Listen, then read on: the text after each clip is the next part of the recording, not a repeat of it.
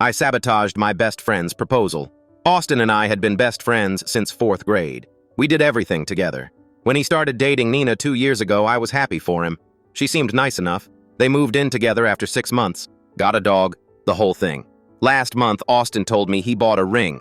He showed me this huge diamond and said he was planning to propose at her favorite restaurant on Friday night. He asked me to help set it up because the manager was letting him decorate their private patio area beforehand. I said yes. Of course I said yes. The thing is, 3 weeks before this, I was at Austin's apartment dropping off his mail because he was out of town. Nina was there. She opened the door wearing just a towel, and some guy's voice called from the bedroom asking who it was. She slammed the door in my face, but I already saw everything. I didn't tell Austin. I should have, but I didn't know how. He was so excited about the proposal. Every time I tried to bring it up, he'd start talking about their future kids, or the house they wanted to buy. How was I supposed to destroy that? So I came up with a different plan. Friday came and Austin picked me up at noon. We drove to the restaurant with boxes of fairy lights, photos of them together, and rose petals. The manager led us onto the back patio and we spent 2 hours hanging lights and setting up candles. Austin kept checking his phone. "She thinks we're just having a normal dinner," he said. "She has no idea." I nodded and kept stringing lights. At 5 p.m. we finished. The patio looked perfect. Austin had to go home and change, so he left me there to make sure nothing got messed up. The reservation was for 7 p.m. As soon as he drove away, I pulled out my phone. I had screenshots, lots of them. Text messages between Nina and the other guy that I'd grabbed from her phone last week when she left it on Austin's coffee table. She was sloppy about it. I printed them all at home that morning. I took down every single photo of Austin and Nina. I replaced them with the screenshots. Messages about meeting up, about how Austin was clueless, about how she was only staying because the apartment lease was in both their names and she didn't want to move.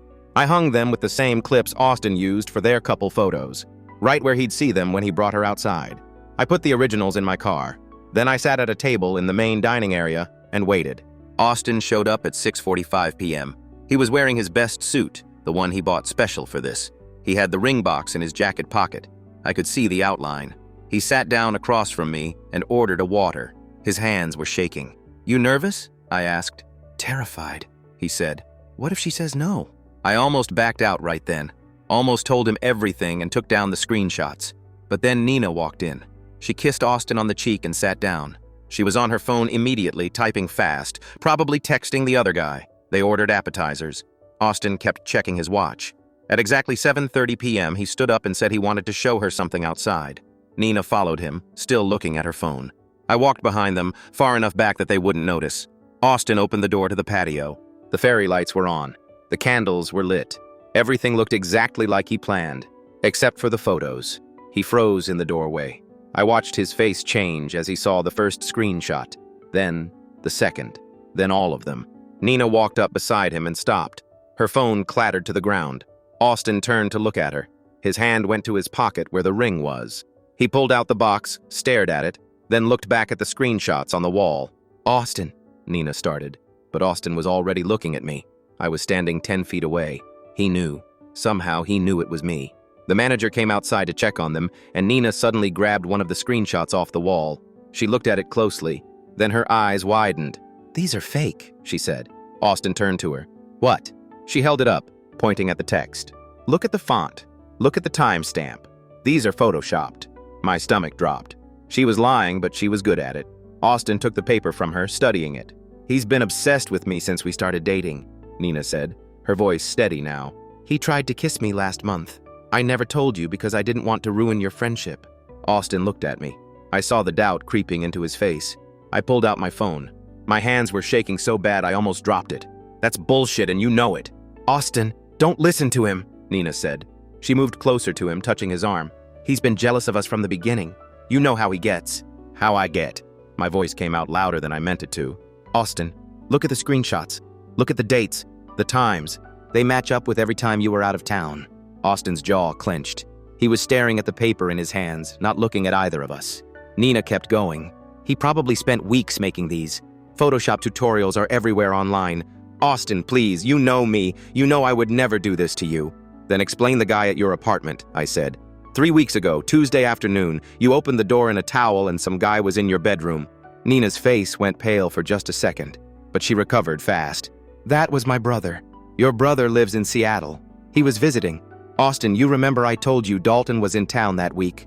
I didn't remember her ever mentioning a brother named Dalton, but Austin was nodding slowly. Yeah, you did mention that. See? Nina turned to Austin, her eyes filling with tears. He's making things up, twisting everything. I don't know what I did to make him hate me so much. The manager shifted uncomfortably. Is everything okay out here? We're fine, Nina said quickly. Just a misunderstanding. Austin was still holding the screenshot. His other hand was in his pocket, gripping the ring box. I could see his knuckles were white. Austin, I said quietly. Check your phone. He looked up at me. What? Check your phone. Look at Nina's location history. You share locations, right? Nina's face hardened. This is insane. Austin, let's just go. But Austin was already pulling out his phone. His thumbs moved across the screen. He scrolled more, then stopped. The color drained from his face. Tuesday, 3 weeks ago, he said, his voice flat. You told me you were at your mom's house in the evening, but your location shows you were at the apartment all day. I can explain that, Nina started. And last Thursday, you said you had a late meeting. Your location shows you at some hotel downtown until midnight. Austin, please. Who is he? Austin's voice cracked. Who's the guy? Nina's mouth opened and closed. No words came out. I stepped forward. His name is Trevor. He works at the gym on 5th Street, the same gym where you used to work out before you switched to the one near your office. Austin's eyes snapped to me. How do you know his name? I pulled up more screenshots on my phone. Because I've been documenting this for 2 weeks. After I saw him at your place, I followed her. I know that's messed up, but I needed proof, real proof. Not just what I saw through a doorway. I held out my phone. Austin took it with shaking hands. He scrolled through photos. Nina getting into a car with another guy. Nina and the guy at a coffee shop, his hand on her thigh. Nina and the guy kissing outside a movie theater. Every photo had a timestamp, a location. Everything was real. Austin's breathing got heavier. He looked at Nina. 2 years. We've been together 2 years. Austin, I'm sorry. I didn't mean for this to happen. It just... Don't. His voice was sharp. Just don't. He pulled the ring box out of his pocket, looked at it for a long moment. Then he handed it to Nina. Here, sell it. Use the money to pay for breaking the lease. I want you out of the apartment by tomorrow.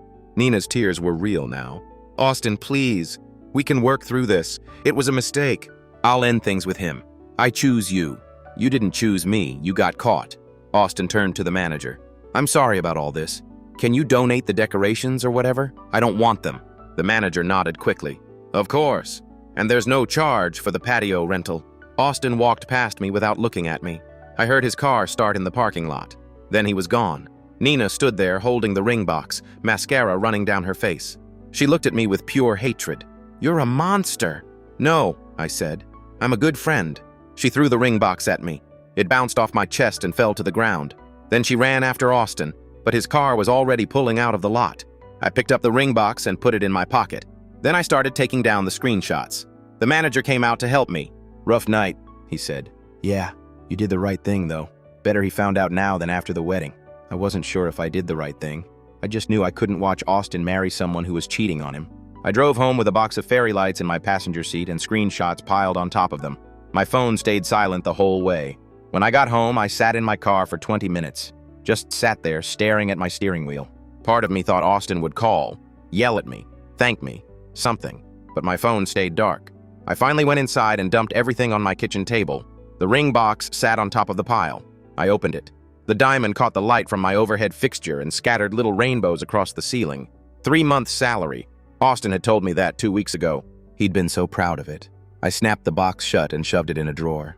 That night I couldn't sleep. I kept replaying Austin's face, the way it changed when he saw the screenshots, when he checked his phone, when he handed Nina the ring. My phone finally buzzed at 2 a.m. A text from Austin. Don't contact me again. That was it. 5 words. I stared at the message for a long time. Then I typed back, I'm sorry. He didn't respond. The next morning, I woke up to 17 missed calls from Nina. I blocked her number. Then I got a call from someone I didn't recognize. I almost didn't answer, but something made me pick up. This is Dalton, a male voice, angry. Nina's brother. Oh, I didn't know what else to say. I don't know what you think you saw, but you ruined my sister's life. She was happy. Austin was good to her. She was cheating on him. That's none of your business. People make mistakes. They work through things. You had no right to get involved.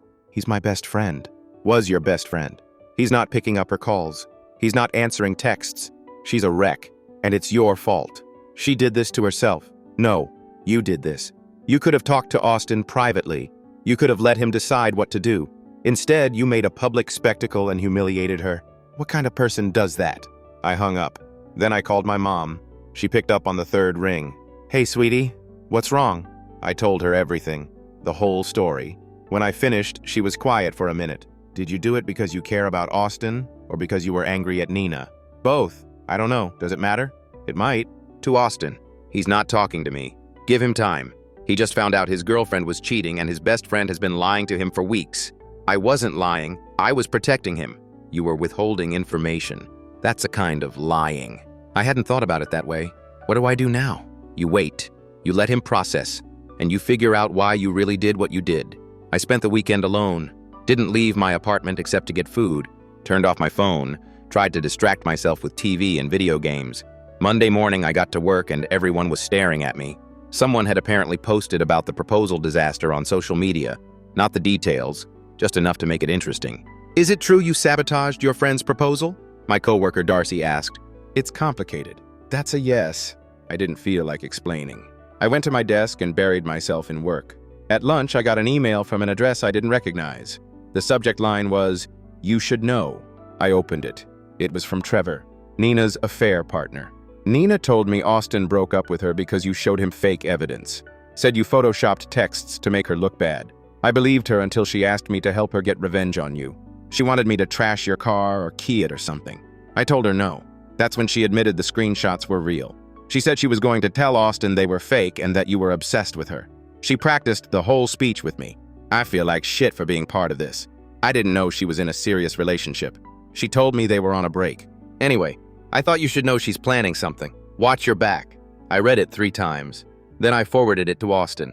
He didn't respond. Tuesday afternoon, my car had a flat tire. Both back tires, actually. Clean slices in the sidewalls. Security footage from the parking garage showed a woman in a hoodie doing it around 3 a.m. I couldn't see her face, but I knew it was Nina. I filed a police report. They said without a clear face on camera, there wasn't much they could do. Wednesday, I got a Facebook friend request from someone named Jessica. Her profile picture was a golden retriever. She had 30 friends and all her posts were about dog training. I accepted it without thinking. That night, she posted on my wall, "Heard you like ruining relationships. You ruined mine too when you slept with my boyfriend last year. Just wanted everyone to know what kind of person you really are." I didn't know anyone named Jessica. I'd never slept with anyone's boyfriend. The post was complete fiction, but people were already commenting, sharing it, asking if it was true. I deleted the post and blocked Jessica. Then I deactivated my Facebook. Thursday, I got a call from my landlord. Someone had filed a noise complaint against me. Said I was having loud parties every night until 3 a.m. and they couldn't sleep. I lived alone. I was in bed by 10 p.m. most nights. I know it's probably not true, my landlord said, but I have to follow up on complaints. Just keep it down, okay? There's nothing to keep down. I'm not having parties. Just watch it. Friday morning, I found a dead rat on my doorstep. It had been placed carefully, almost posed. Its little paws were crossed over its chest. I took a picture and filed another police report. The officer who came out looked at me like I was wasting his time. "Could be a cat," he said. "Cats don't pose their kills." He shrugged and wrote something in his notebook. That afternoon, I got a text from a number I didn't know. "Stop pretending you're the victim. You destroyed Austin's happiness because you were jealous. Admit it." I blocked the number. 5 minutes later, another text from a different number. "How does it feel to lose your best friend over your own insecurity?" Blocked. Another number. "Austin's better off without you." Blocked. This went on for an hour. Different numbers every time. Same theme. I was the villain. Austin was suffering because of me. Nina was the real victim.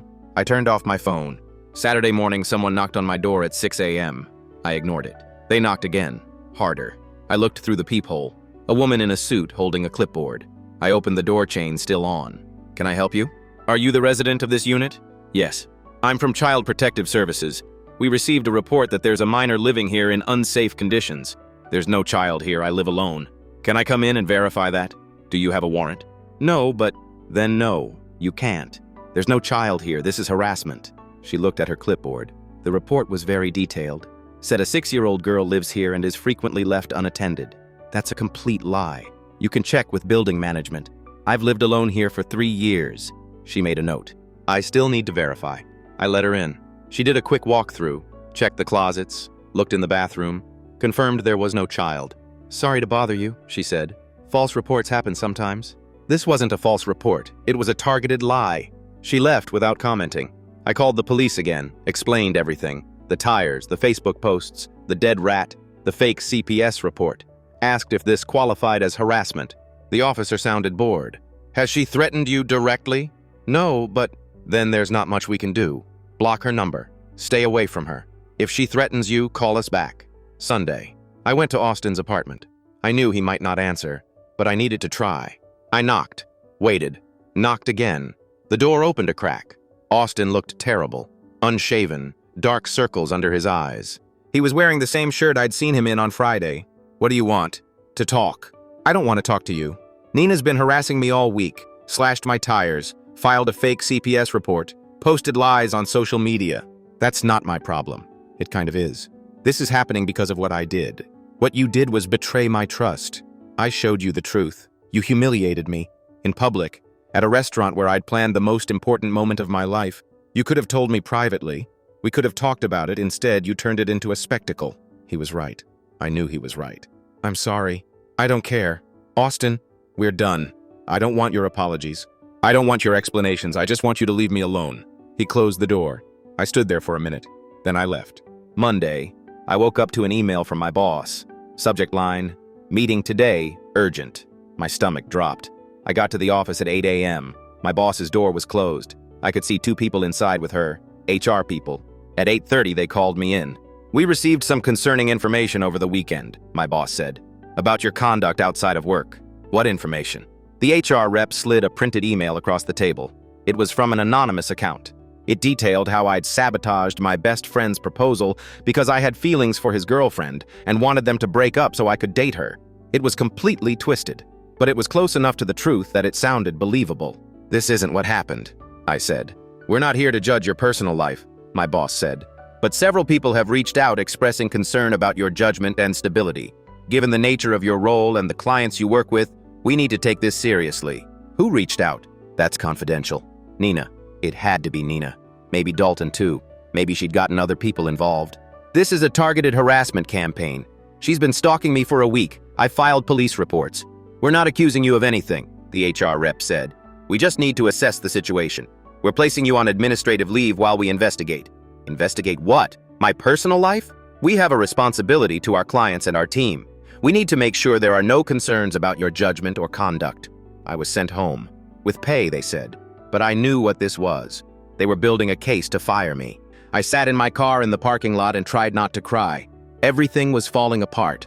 My friendship with Austin, my reputation, my job, all because I tried to do the right thing. Or had I? My mom's question kept coming back. Did I do it because I cared about Austin? Or because I was angry at Nina? Honestly, both. I was furious at Nina for cheating, for lying, for planning to trap Austin in a marriage built on lies. And yes, I wanted her exposed. I wanted her to face consequences, but I also could have done it differently. Told Austin privately, given him the evidence and let him decide how to handle it. Instead, I'd set up an ambush, made it public, made it dramatic. Maybe I had wanted her humiliated. Maybe that made me just as bad as she was. I drove to the police station and asked to speak to someone about harassment. They sent me to a detective named Ramos. I laid everything out, the timeline, the evidence, the escalating harassment. She listened and took notes. "What do you want to happen?" she asked. "I want it to stop." "Have you considered a restraining order?" "Can I get one?" "If you can prove a pattern of harassment, yes, but it's a civil process. You'd have to file in court, serve her papers. It could take weeks. And in the meantime, document everything. Save every message, every email. Keep records of every incident. If she contacts you directly or threatens you, call 911 immediately." I left feeling more hopeless than when I'd arrived. That night, I got a call from Austin's number. My heart jumped. I answered. "Hello? This is Nina." Her voice was cold. "Using Austin's phone because you blocked me. Leave me alone. Not until you admit what you did. I showed Austin the truth. You were cheating on him. You ruined everything. Austin won't talk to me, won't see me. He had the locks changed. I can't even get my things from the apartment." "That's between you and him." "No, this is between you and me. You wanted to destroy me and you did. Congratulations. But I'm not going down alone." "Is that a threat?" "It's a promise. By the time I'm done, no one will believe anything you say. You'll lose your job, your friends, everything. You've already cost me my job. Good. That's just the start. She hung up. I saved the call recording. My phone automatically recorded all calls for exactly this reason. I sent it to Detective Ramos with a note explaining the context. She replied an hour later. This is helpful. Keep documenting. I'll reach out to the prosecutor's office and see if we can expedite a restraining order. Tuesday morning, I got an email from the building management. Multiple residents had complained about me, loud music at odd hours, suspicious people coming and going from my unit, foul smells, all lies. But my lease was up for renewal next month and they were declining to renew it. I had 30 days to find a new place. I called my landlord. He sounded apologetic but firm. My hands are tied. Too many complaints. I can't ignore them. They're all fake. Someone's targeting me. I can't prove that. I'm sorry. I started apartment hunting that day. Most places wanted references from previous landlords. Mine was kicking me out. That wasn't going to look good. Wednesday, I got a letter in the mail. Official court documents. Nina was suing me for defamation and emotional distress. She was asking for $50,000 in damages. I couldn't afford a lawyer. I definitely couldn't afford to lose a lawsuit. I called Detective Ramos again. Left a message. She called back an hour later. The restraining order is in process, she said. But the lawsuit complicates things. You need a lawyer. I can't afford one. Legal aid might be able to help. I'll send you some contacts. That night, I couldn't eat, couldn't sleep. Just lay in bed staring at the ceiling thinking about how everything had spiraled out of control. All I'd wanted was to protect Austin. And now I was losing everything. Thursday morning, my phone rang. Unknown number. I almost didn't answer, but I did. This is Dr. Parker from Austin Medical Group. We have you listed as an emergency contact for Austin Williams. My blood went cold. What happened? He was brought in last night. He's stable now, but he's asking for you. Is he okay? He's going to be fine. But you should come down here. I drove to the hospital, breaking every speed limit. Found Austin's room. He was sitting up in bed, arm in a sling, bruise on his face.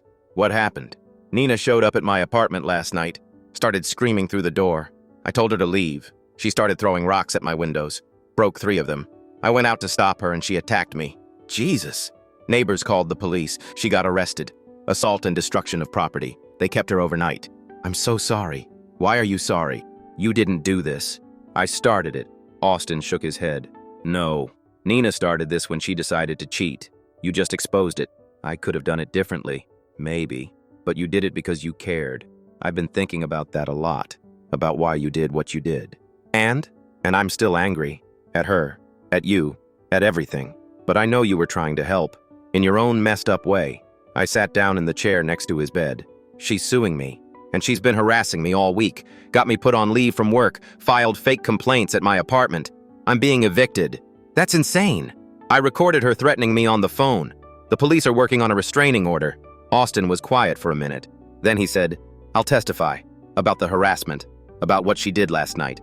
Whatever you need. You don't have to do that. Yeah, I do. Because despite everything, you're still my friend. And friends protect each other. I felt something loosen in my chest. Not forgiveness exactly, but maybe the beginning of it. Thank you. Don't thank me yet. We both have a lot to deal with. Nina was released Friday morning on bail. She immediately violated the temporary restraining order by showing up at my workplace. Security escorted her out. She screamed the whole way. Someone filmed it and posted it online. The video went viral. People started recognizing her, recognizing me. The whole story came out. Screenshots of the texts, photos from the proposal setup, everything. Public opinion was split. Half the people said I was a hero for exposing a cheater. Half said I was a vindictive monster who destroyed someone's life for entertainment. The lawsuit moved forward. Nina's lawyer was aggressive, painted me as an obsessed stalker who fabricated evidence out of jealousy. My lawyer, a tired-looking woman from legal aid named Hoffman, did her best. But we both knew it was going to be ugly. The trial was set for 6 months out. In the meantime, I was hemorrhaging money, legal fees, moving costs. My job ended the investigation by quietly letting me go. No dramatic firing, just a severance package and a polite suggestion that I seek opportunities elsewhere. I moved into a studio apartment on the bad side of town, the only place that would rent to me with my history. Austin and I started talking again, slowly, carefully. He was dealing with his own mess, therapy, processing the betrayal, selling the apartment because he couldn't stand being there anymore. We met for coffee one Saturday morning, sat outside a cafe neither of us had been to before. How are you doing? He asked. Honestly? Terrible. You? Same. We drank our coffee in silence for a while. I keep thinking about that night, Austin said finally. At the restaurant. How you looked when you were standing there. You knew I was going to hate you for it. Yeah. But you did it anyway. I couldn't let you marry her, not knowing what I knew. I understand that now. At the time, all I could see was you destroying the future I'd built in my head. But that future was a lie. You did me a favor. A really painful, horrible favor. I'm sorry it hurt you. I'm sorry, too, for pushing you away, for not listening, for letting Nina convince me you were the villain. We both made mistakes. Yeah. We finished our coffee, made plans to meet again next week. Small steps toward rebuilding what we'd broken. The trial came 6 months after Nina filed the lawsuit. Those 6 months were hell. Discovery, depositions, legal fees mounting. Hoffman, my legal aid lawyer, was good, but overworked. She had 15 other cases. We met in coffee shops because her office was too small. They're going to come at you hard, she warned me 2 weeks before trial. Nina's lawyer is expensive. Corporate firm. They're throwing resources at this. What do I do? Tell the truth. Don't embellish. Don't get defensive. Just answer the questions honestly. The trial started on a Monday. Courtroom was smaller than I expected. Wood paneling, fluorescent lights. About 20 people in the gallery, mostly law students and retirees who had nothing better to do. Nina sat at the plaintiff's table in a conservative blue dress, hair pulled back, minimal makeup. She looked like a victim. Her lawyer had coached her well. I wore the only suit I owned. It didn't fit great, too tight in the shoulders. But it was all I had. Day one was jury selection. Hoffman asked questions about social media, about infidelity, about whether people could set aside their personal feelings and judge based on evidence. Nina's lawyer, a guy named Corbin, asked about privacy, about revenge, about whether people thought it was okay to publicly humiliate someone. By the end of the day, we had 12 jurors, 8 women, 4 men, ages ranging from early 20s to late 60s. Day 2, opening statements. Corbin went first. He painted me as a vindictive stalker who'd fabricated evidence because I was secretly in love with Nina. He showed photos of the proposal setup, made it sound like I'd orchestrated an elaborate public shaming. This isn't about truth, he said. This is about cruelty, about a man who couldn't accept that his best friend had found happiness, so he destroyed it. The jury watched him, nodded along. I felt sick. Hoffman's opening was simpler, more direct. My client made a mistake. He admits that. He handled a difficult situation poorly, but he didn't lie. The evidence he presented was real. The infidelity was real, and you'll hear testimony confirming that. This case isn't about defamation. It's about a woman who got caught cheating and wants to punish the person who exposed her. Short, to the point. I hoped it was enough. The prosecution called Nina first. She took the stand. Corbin walked her through the relationship, how happy she and Austin had been, how excited they were about the future. Then he asked about me. Did the defendant ever make you uncomfortable? Yes. He was always around, always watching. Sometimes I'd look up and he'd just be staring at me. That was a lie, but I couldn't prove it. Did he ever make inappropriate advances toward you? Once. About a month before the proposal. Austin was out of town and the defendant came over. Said he needed to talk. He tried to kiss me. I pushed him away and asked him to leave. Another lie. I'd never been alone with her. Never tried anything. Hoffman objected. Foundation. Where's the evidence for this claim? Sustained, the judge said. Move on, counselor. Corbin nodded. Let's talk about the night of the proposal. Can you describe what happened? Nina's eyes filled with tears. Real ones this time. Or maybe she'd just gotten that good at faking. Austin brought me to this restaurant, our favorite place. He seemed excited. I thought maybe he was going to propose. Then he took me outside, and there were these horrible pictures everywhere. Screenshots of text messages that looked like mine, but they weren't. They were fake. How did you know they were fake? The font was wrong. The timestamps didn't match. I'd never sent those messages. Never even talked to the person they claimed I was talking to. And yet the defendant claims they were real. He's lying. He fabricated everything. Hoffman cross-examined. She pulled up the phone records. Showed that Nina's phone had been in contact with Trevor's number dozens of times. Can you explain these calls? He's a friend. We talked sometimes. What about the hotel visits? Your location data shows you at the Riverside Inn 6 times over 2 months. Always when your boyfriend was out of town. I meet friends there. They have a nice restaurant. Alone? In a hotel room? Corbin objected. Hoffman rephrased. Were you in a relationship with Trevor while dating Austin? No. Did you ever meet Trevor at a hotel? As friends? Yes. The jury looked skeptical. That was something. Day 3, they called Trevor. He'd flown in from California. looked nervous. Corbin asked him about his relationship with Nina. We were friends. That's all. Did you ever have romantic feelings for her? No. Did you ever meet her at hotels? Once or twice? For lunch? Nothing more? Nothing more. Hoffman's cross was brutal. Mr. Trevor, do you recognize these text messages? She showed him printouts of messages I'd gathered. His messages to Nina about meeting up, about how good she looked, about how Austin didn't appreciate her. I may have sent some of those. May have? I did send them, but it was just flirting. We never acted on it. Never. He hesitated. Not while she was with Austin. So you did have a sexual relationship with Nina? After she and Austin broke up? Yes. How long after? A week. Maybe less. Interesting timing. The jury was paying attention now. Hoffman pulled up an email Trevor had sent me. The one where he apologized for his role in everything. Can you read this email out loud? Trevor's face went red. He read it. The part where he admitted knowing Nina had a boyfriend, where he said he'd helped her plan the revenge campaign against me.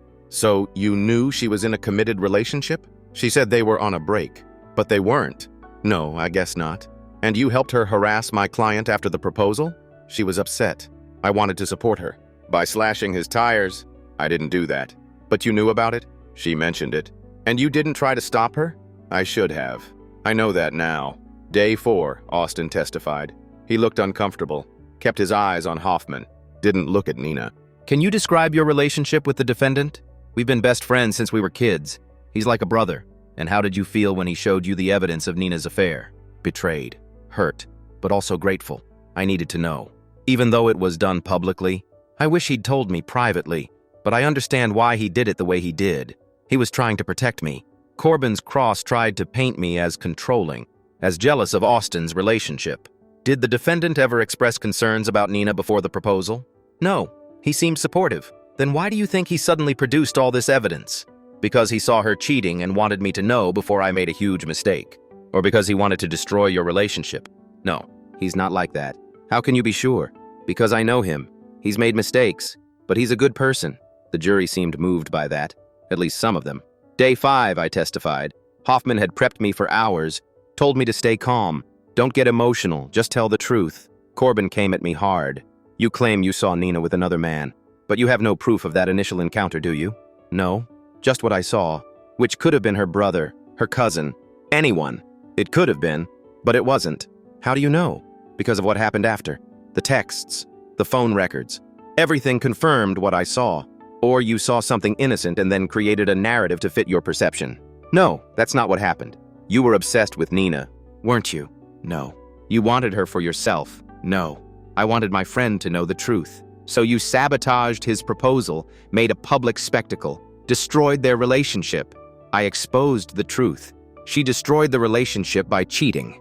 Allegedly cheating. You have screenshots that could easily be fabricated. Hoffman objected. The authenticity of the evidence has been established. Sustained.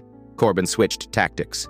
After the proposal, Nina experienced severe harassment, slashed tires, fake social media posts, CPS visits.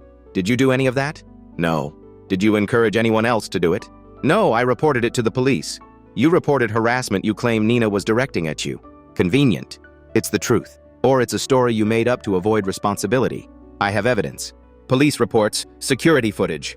From incidents you could have staged. Hoffman objected again. The judge sustained, but the damage was done. Corbin had planted seeds of doubt. Closing arguments came on day 6. Corbin painted me as a liar, a manipulator, someone who destroyed lives for entertainment. Hoffman painted Nina as a cheater trying to avoid consequences. The jury deliberated for 6 hours. I sat in the hallway with Hoffman. Didn't talk, just waited. When they came back, the foreman read the verdict. We find for the defendant. No defamation. No damages. I nearly collapsed. Hoffman grabbed my arm. Breathe. It's over. Nina's face was stone. She didn't look at me, just stood up and walked out with Corbin. She'll appeal, Hoffman said. Will she win? Unlikely. The evidence was solid. She's just angry. She was right. Nina appealed. Lost 3 months later. The restraining order was made permanent. 3 years minimum. No contact. No social media. No third-party messages. Nina moved back to Seattle 2 weeks later. I heard through mutual acquaintances that she'd lost her job too, that her family wasn't speaking to her, that Trevor had ghosted her after everything came out. I didn't feel good about any of it, just tired. Austin got a new job in Denver. Fresh start, he said. We kept in touch. Video calls every few weeks. He met someone new, someone honest. I was happy for him. I eventually found a new job, different field, less pay, but it was something. The whole experience changed me, made me more careful, more aware of consequences, but also more sure of one thing. Some truths need to be told, even when they destroy everything, even when they cost you everything you have. Because living a lie is worse, and watching someone you love live a lie is unbearable. I sabotaged my best friend's proposal. I'd do it again. Not the same way. I'd be smarter, kinder, less dramatic, but I'd still tell the truth, because that's what real friends do. 3 months passed after the trial ended. I was working at a marketing startup making half what I used to. My studio apartment had a leaking ceiling and the landlord kept promising to fix it but never did. I'd stopped checking social media entirely because every time I did, someone had dug up the old story and was having opinions about it. Austin called me on a Tuesday. "Hey, you busy?" "Not really. What's up?" "I'm flying back this weekend. Mom's birthday. Want to grab dinner Saturday night?" "Yeah, definitely." We met at a diner neither of us had been to. Neutral territory. Austin looked better, healthier. He'd gained some weight back and the dark circles under his eyes were gone. "Denver's good," he said. "Job's solid. Met some cool people." "And the girlfriend?" He smiled. Actually smiled. "Her name's Becca. She's a teacher. We've been dating 3 months, taking it slow. I'm happy for you." "Thanks." He picked at his fries. "I wanted to tell you something about Nina." My stomach tightened. "What about her?" "She reached out. Sent me a letter, long one. Apologizing for everything. Said she's been in therapy, working on herself. She wanted me to know she takes full responsibility. Do you believe her?" "I don't know. Maybe. But it doesn't matter. I'm done with that chapter." "Fair enough. The thing is, in the letter, she mentioned you. Said she regrets how she treated you. That the harassment was her hitting rock bottom. She wanted me to pass along an apology." I set down my fork. "I don't need her apology. I told her that, but I wanted you to know, in case it matters." It didn't matter. Or maybe it did. I wasn't sure. We talked about other things. His mom's party, my terrible apartment, the Broncos season, normal stuff, friend stuff. When we left, he hugged me. First time since the proposal night. "Thanks for being honest," he said. "Even when it sucked. Always." I drove home feeling lighter than I had in months. Like maybe things could actually be okay. Monday morning, I got to work and my boss called me into her office. Vanessa was young, maybe 30, and she'd taken a chance hiring me when no one else would. "We need to talk about the Henderson account," she said. Henderson was our biggest client. I'd been managing their social media for 2 months and the numbers were good. Engagement up, followers growing steadily. "What about it?" "They're pulling out, effective immediately." My heart sank. "Why?" They didn't give specifics, just said they wanted to go in a different direction. I knew why. Someone had told them about the proposal thing, about the lawsuit. Companies didn't want controversy. "I'm sorry," I said. "I know this reflects badly." Vanessa sighed. "Look, I'm not going to lie. This is a problem. Henderson was 20% of our revenue. But it's not all on you. These things happen. Do I still have a job? For now. But I need you to be perfect on the other accounts. No mistakes. No drama. Understood?" I spent the next 3 weeks being perfect. Staying late. Double-checking everything. Being the most reliable employee they had. It didn't matter. 2 more clients pulled out. Both citing budget concerns. Both immediately hiring agencies with better reputations. Vanessa called me in again on a Friday. "I'm really sorry," she said. "But I can't keep you on. We're losing too many clients and I have to make cuts. It's because of my history. It's because of the business situation. But yes, your history isn't helping." She gave me 2 weeks severance. I cleaned out my desk that afternoon. I sat in my car in the parking lot trying to figure out what to do next. My savings were almost gone. Rent was due in a week. I couldn't find another job in marketing. Every interview ended the same way. They'd Google my name and the proposal story would come up and suddenly they'd have concerns about cultural fit. The first interview that went south was at a digital agency 2 weeks after I got fired. The hiring manager seemed interested, asked good questions about my experience. Then he excused himself for 10 minutes. When he came back, his whole demeanor had changed. "I appreciate you coming in. We'll be in touch." Did I do something wrong? No. We just need to review all candidates before making a decision. I knew what had happened. He'd Googled me, found the proposal story. The second interview was worse. The CEO straight up asked about it. "I saw some news articles about a situation with your friend's proposal. Can you explain what happened there?" I tried to be honest. Explained the cheating, the decision to expose it, the aftermath. "I see. And you thought sabotaging a proposal was appropriate?" I was trying to protect my friend by publicly humiliating his girlfriend? She was cheating on him. That's between them, not your business. The interview ended 5 minutes later. After that, I stopped mentioning the marketing experience on my resume, started applying for entry-level positions. Retail, customer service, anything. A grocery store called me in for an interview. Stock clerk position, minimum wage. I dressed in business casual and showed up 15 minutes early. The manager was a woman in her 40s. She looked at my resume and frowned. "You're overqualified for this. I just need work. What happened at your last job? It didn't work out. Can I call them for a reference? They're not allowed to give references. Company policy." That was a lie, but I didn't know what else to say. She hired me anyway. I worked there for 2 weeks, stocking shelves, mopping floors, coming home exhausted. Then corporate ran a background check, found the lawsuit, the articles, everything. The manager called me into her office. "I'm sorry, we can't keep you on. Corporate's concerned about your history." I was found not guilty. The case was dismissed. I understand. But they have concerns about public perception. This is a grocery store. Who cares about my personal life? I'm sorry. Here's your final paycheck. After that, I stopped trying. Spent 3 days on the couch watching TV and eating ramen. My landlord called about rent. I told him I needed a few more days. He said he'd already received complaints about me from other tenants, that he couldn't ignore them, that he was sorry but he couldn't renew my lease. This is because of the complaints Nina filed, isn't it? I can't discuss specific complaints. I can just tell you that we've decided not to renew. I had 30 days. No job, no prospects. My savings would cover maybe 1 more month of rent somewhere else. That's when I called my mom. "Can I stay with you for a while?" Her voice broke. "Of course, honey. What happened?" I told her. All of it. The job loss, the eviction, the interviews that went nowhere. "Come home, tonight if you can. I need a few days to pack. Take your time. Your room is ready whenever you need it." I hung up and started crying. Full, ugly sobs. The kind where you can't catch your breath. I'd lost everything. My career, my home, my independence, all because I'd tried to do the right thing. Or had I? That question haunted me. Late at night when I couldn't sleep. During the day when I was packing boxes. While I drove the 6 hours to my parents' house with everything I owned in my car. Had I really been trying to help Austin? Or had I wanted to punish Nina? Maybe both. Maybe I'd convinced myself the motivation was pure when really I just wanted revenge. My parents' house looked the same. White siding, green shutters, the lawn perfectly maintained. My dad was waiting on the porch. He helped me unload my car. Didn't ask questions. Just carried boxes to my old room. My mom had dinner ready. Pot roast and potatoes, comfort food. We ate mostly in silence. Then my dad spoke. "You did what you thought was right. That's all anyone can do." Did I, though? Or did I just make everything worse? You exposed a lie. The consequences aren't your fault. They feel like my fault. My mom reached across the table, squeezed my hand. "You'll get through this. We'll help you." I wanted to believe her. The first week home was the hardest. Sleeping in my childhood bed, looking at posters I'd hung 15 years ago, feeling like a complete failure. I applied for jobs every morning, fast food, gas stations, anything that didn't require references. A Wendy's manager called me back, asked if I could start on Monday. Yes, definitely. It's minimum wage, late shifts mostly.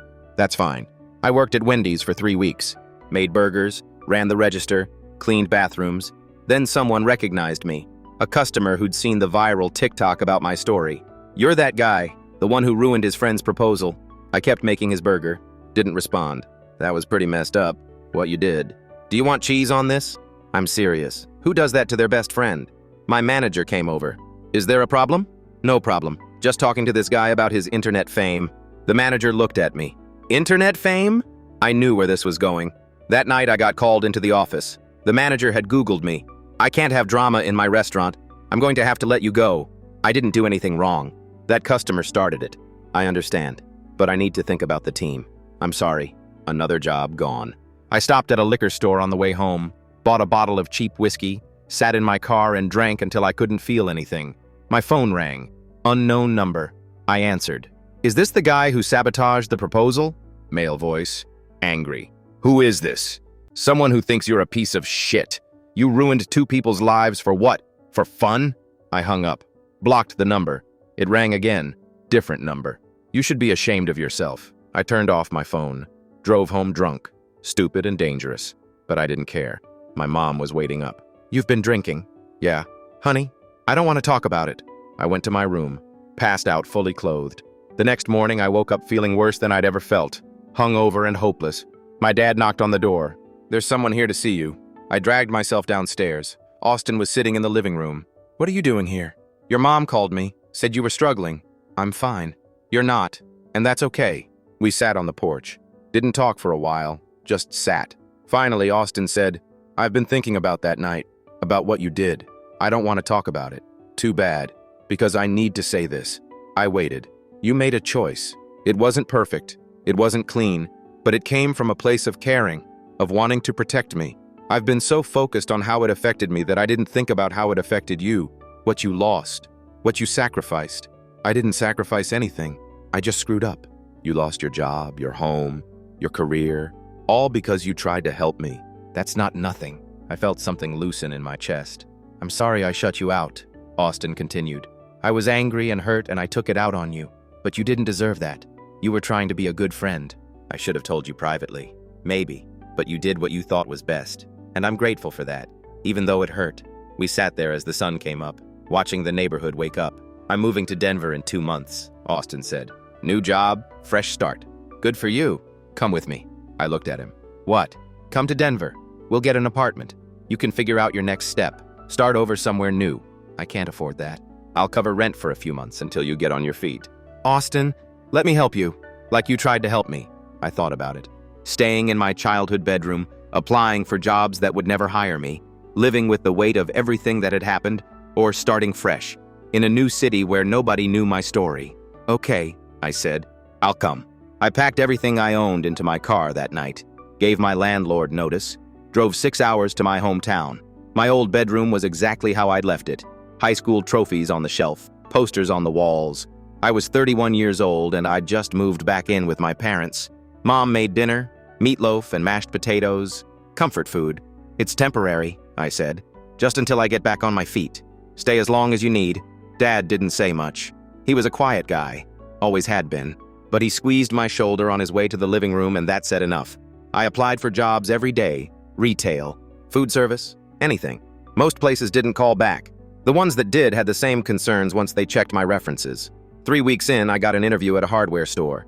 The manager was an older guy named Rodrigo. He looked at my resume and frowned. "You're overqualified. I just need work. What happened at your last job?" I told him the truth, shortened version. He listened. "So you exposed a cheater and got punished for it?" "More or less." "That's bullshit. When can you start?" "Tomorrow." I worked 40 hours a week mixing paint and helping customers find the right drill bits. It wasn't glamorous, but it was honest work, and Rodrigo didn't care about my past. Nights were harder. I'd lie in my old bed scrolling through job postings for careers I couldn't get anymore. Marketing positions that required clean professional histories. Management roles that wanted references I didn't have. Austin called every couple weeks. He'd met Becca's parents. They were talking about moving in together. His life was moving forward while mine was stuck. "You'll bounce back," he said. "You always do." I wanted to believe him. 4 months after moving home, I was restocking shelves when someone called my name. I turned around and there was Nina. She looked different. Hair shorter, no makeup, jeans and a hoodie instead of her usual designer everything.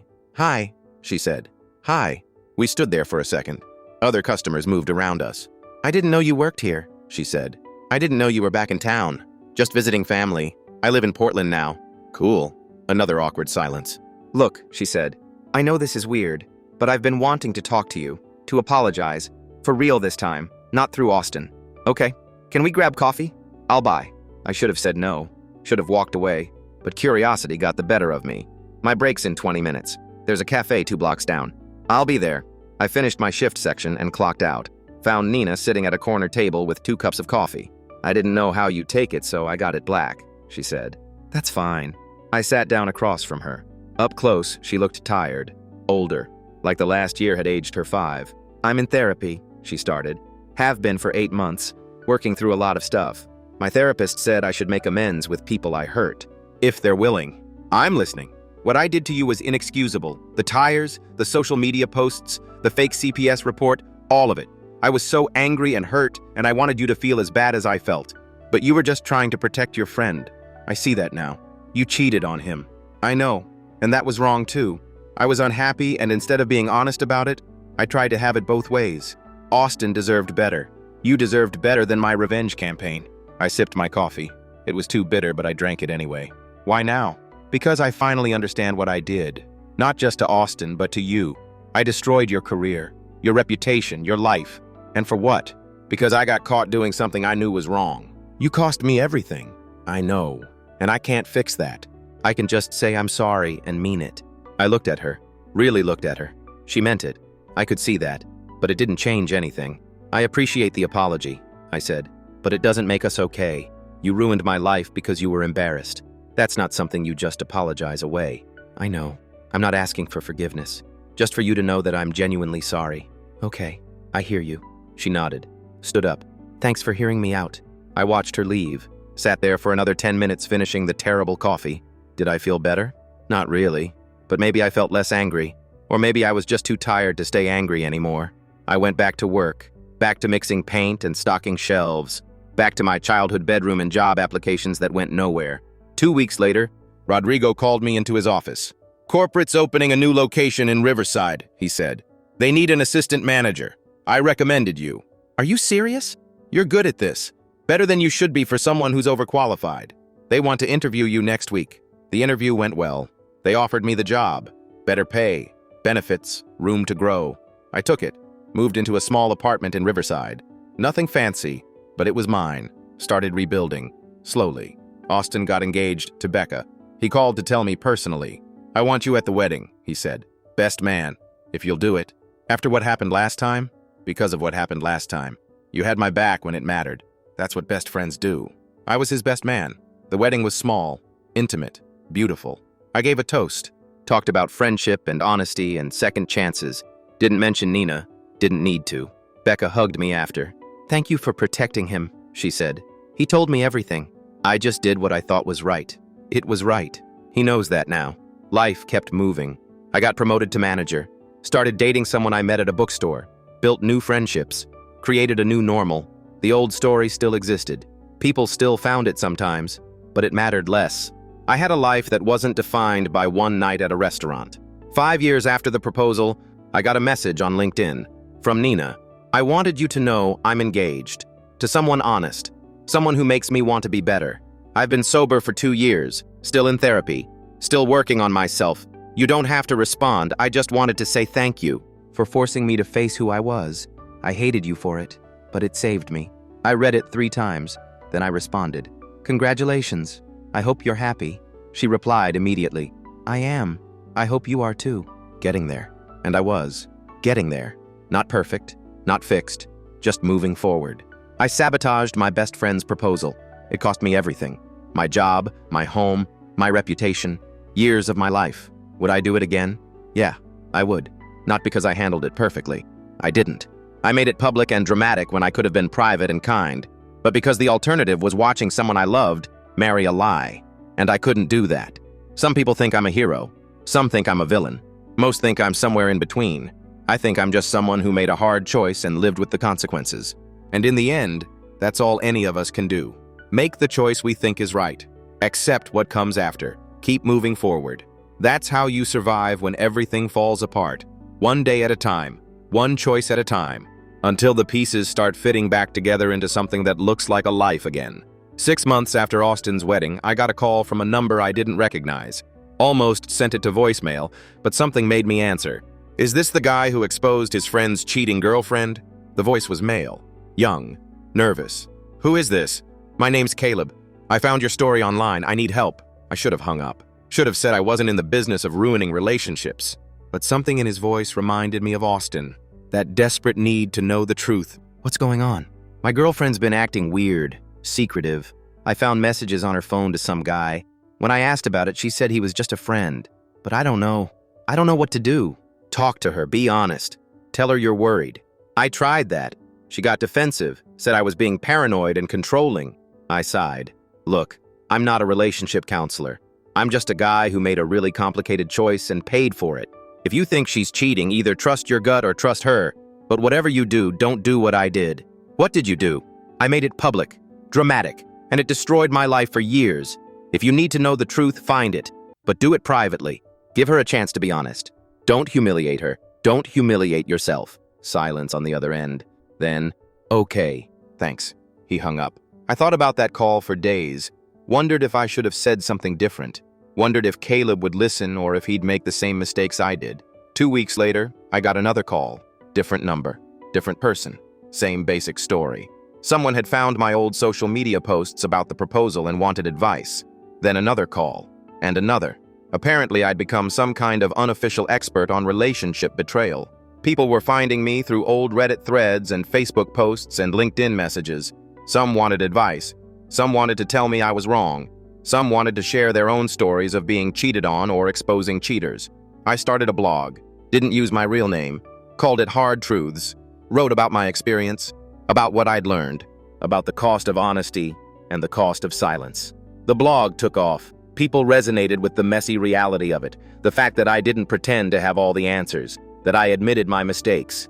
Within 3 months, I had 10,000 followers. Within 6 months, 50,000. Brands started reaching out about sponsorships. Podcasts wanted interviews. A literary agent emailed asking if I'd ever considered writing a book. I hadn't, but maybe I should. I started working on a manuscript. Not a how-to guide, not a self-help book, just my story, the whole ugly truth of it. Writing it was harder than I expected. I had to relive everything.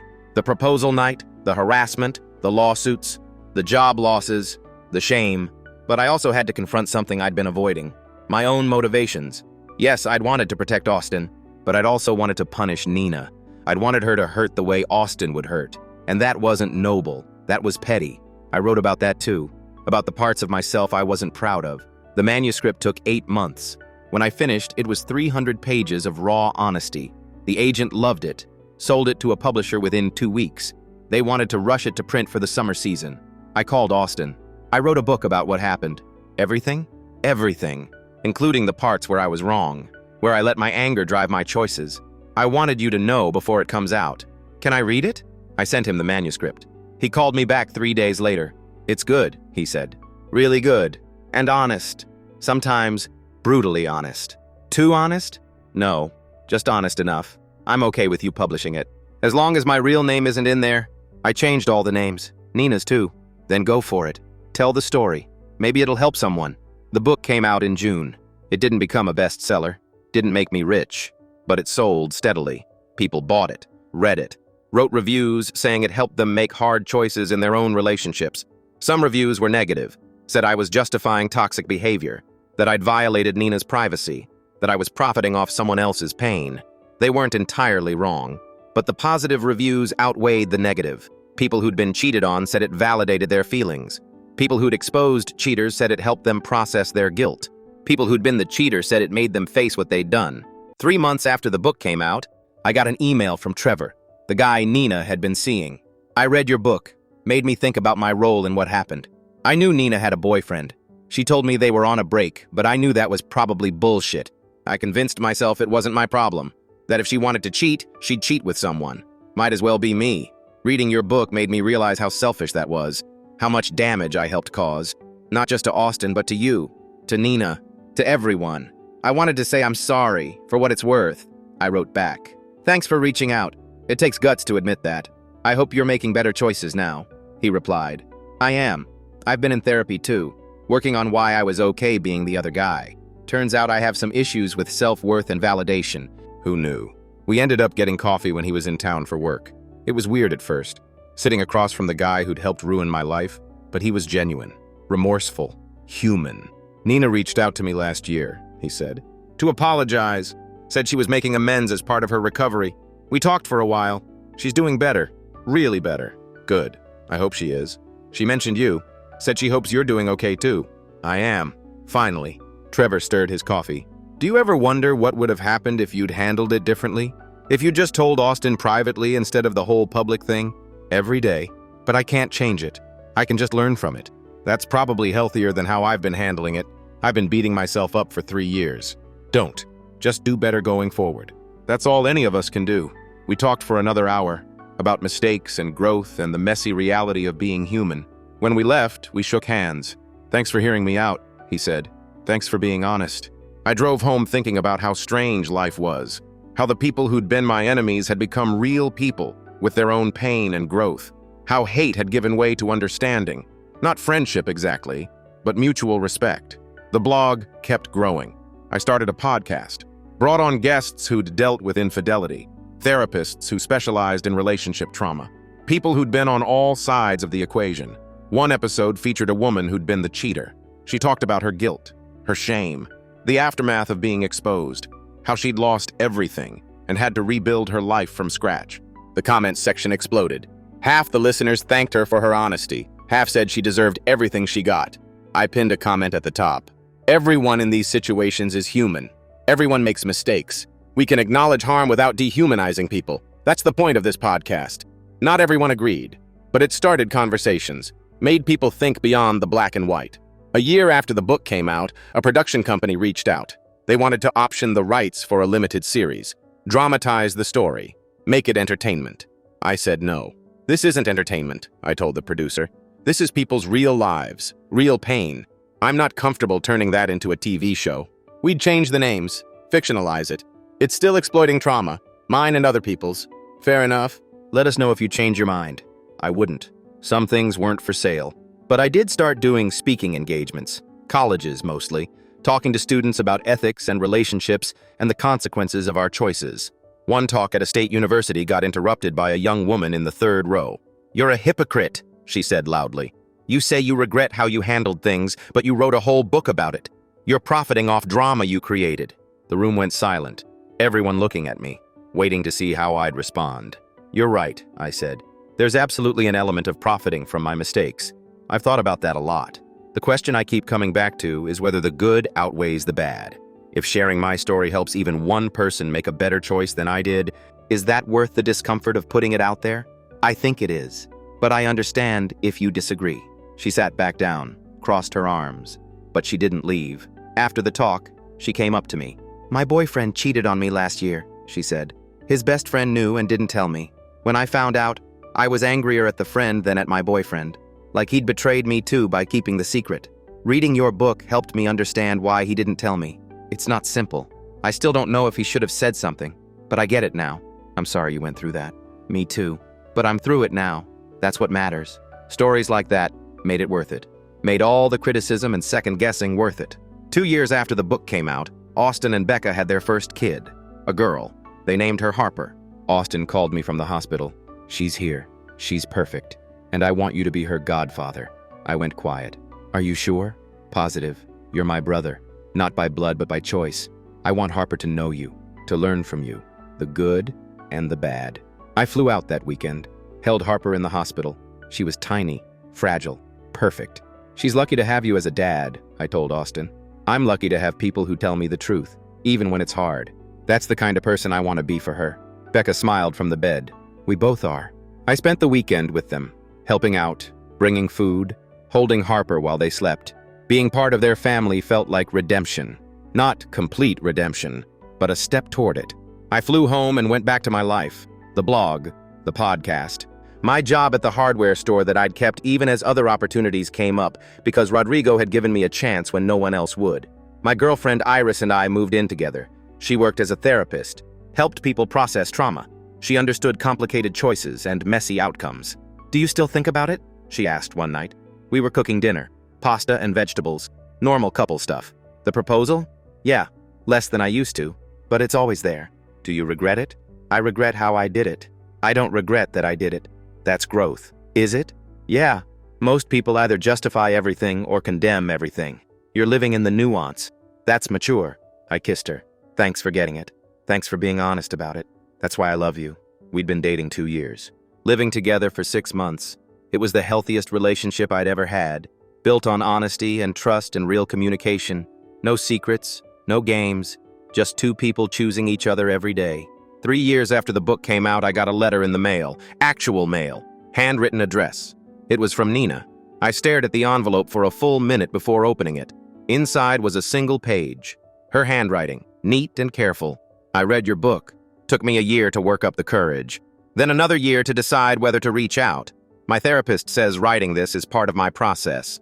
So here goes. Thank you for telling the truth. Even the parts that made you look bad. Even the parts that made me look terrible. I needed to see all of it. To understand the full scope of what I did. Not just to Austin, but to everyone. I've been carrying so much shame about who I was back then. The lying, the manipulation, the revenge.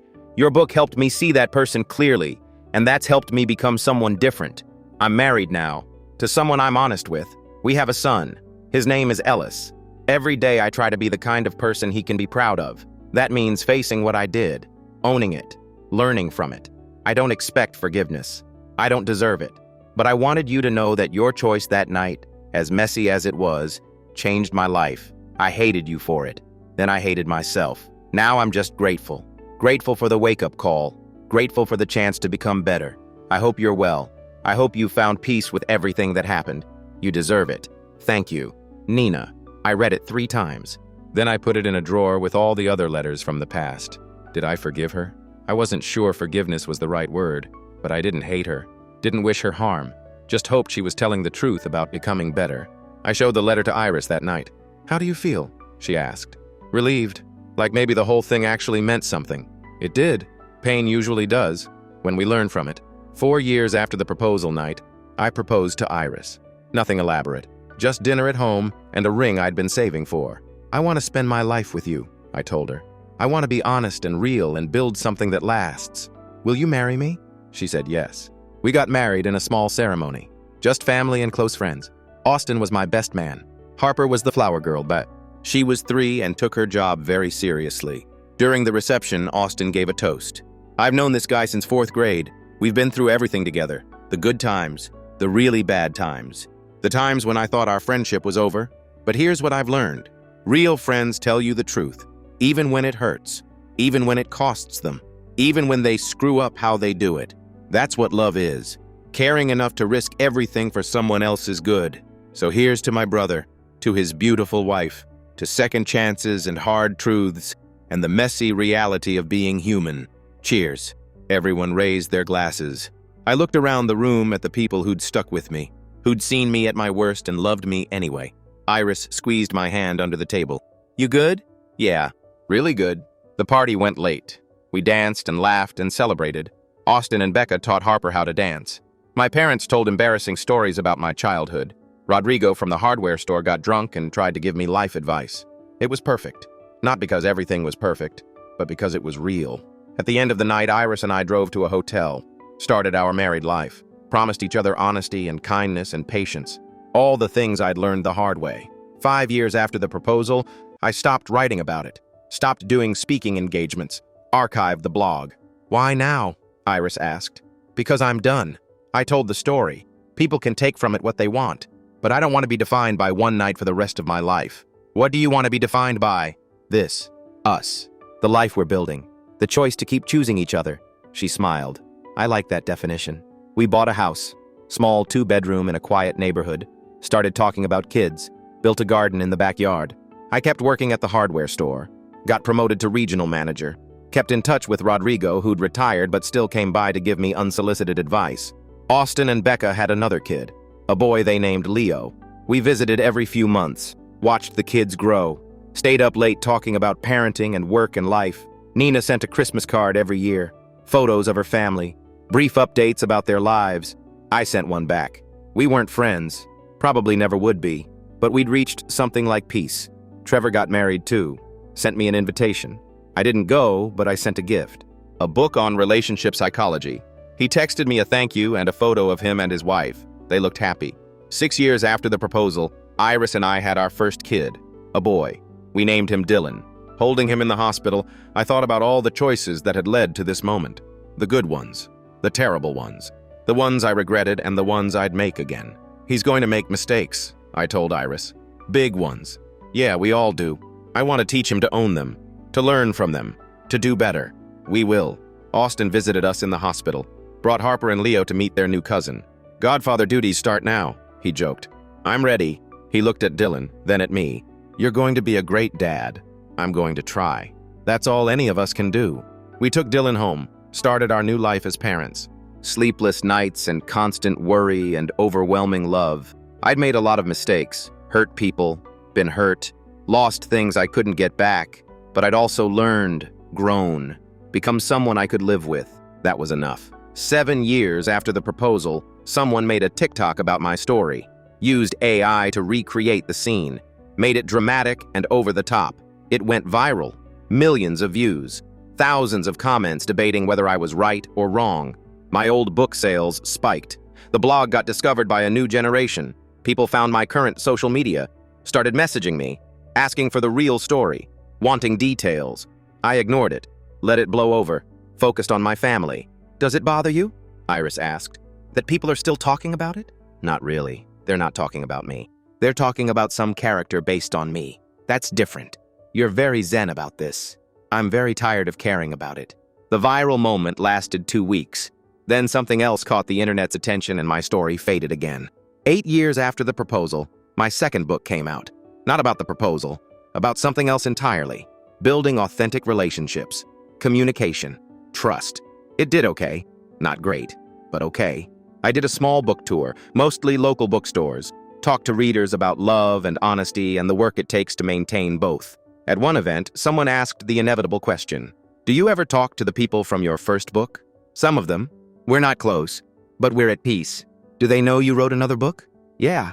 I sent them advance copies." Asked if they were okay with me mentioning how things turned out. They said yes. "Even the woman who sued you?" "Especially her. She's proud of how far she's come. She wanted people to know that people can change." The room was quiet. Then someone started clapping. Then everyone joined in.